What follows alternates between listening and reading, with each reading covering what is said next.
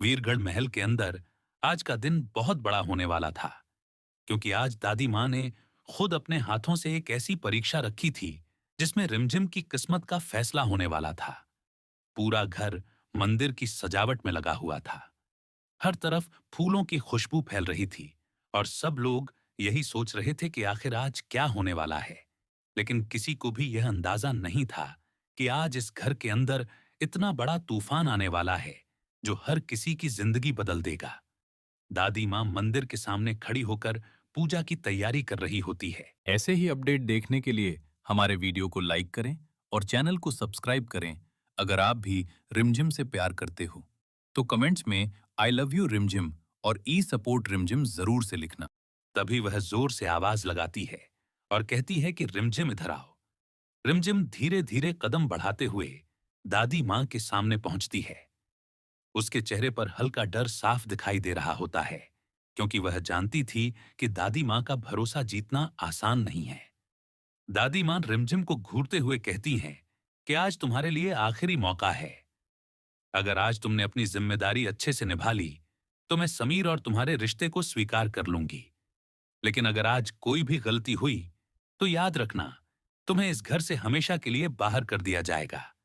यह सुनते ही रिमझिम की आंखें भर आती हैं, लेकिन वह अपने आंसुओं को रोकते हुए कहती है कि मैं पूरी कोशिश करूंगी दादी माँ।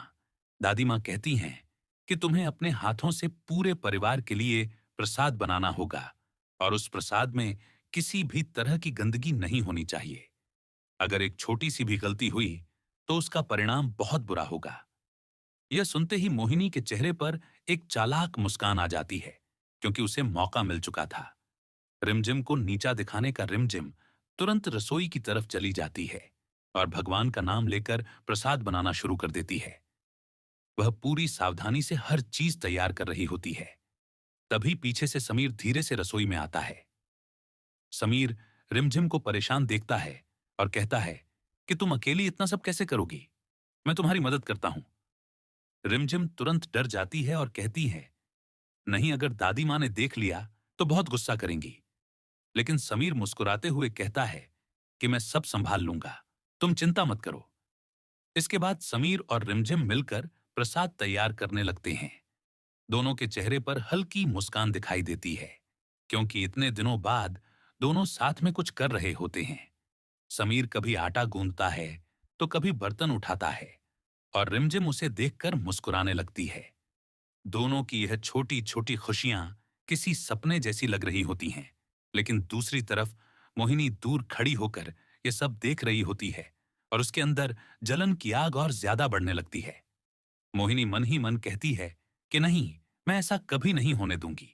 अगर आज रिमझिम सफल हो गई तो दादी माँ उसे स्वीकार कर लेंगी और फिर समीर हमेशा के लिए उससे दूर हो जाएगा। मुझे कुछ करना ही होगा। इधर प्रेम भी सब कुछ चुपचाप देख रही होती है। प्रेम को पहले से ही मोहिनी की चालों पर शक था, इसीलिए वह हर समय उसकी हरकतों पर नजर रख रही होती है। प्रेम समझ चुकी थी कि मोहिनी आज जरूर कुछ बड़ा करने वाली है। कुछ देर बाद प्रसाद पूरी तरह तैयार हो जाता है। रिमझिम भगवान का नाम लेकर प्रसाद को थाली में सजाती है और बहुत सावधानी से उसे रख देती है।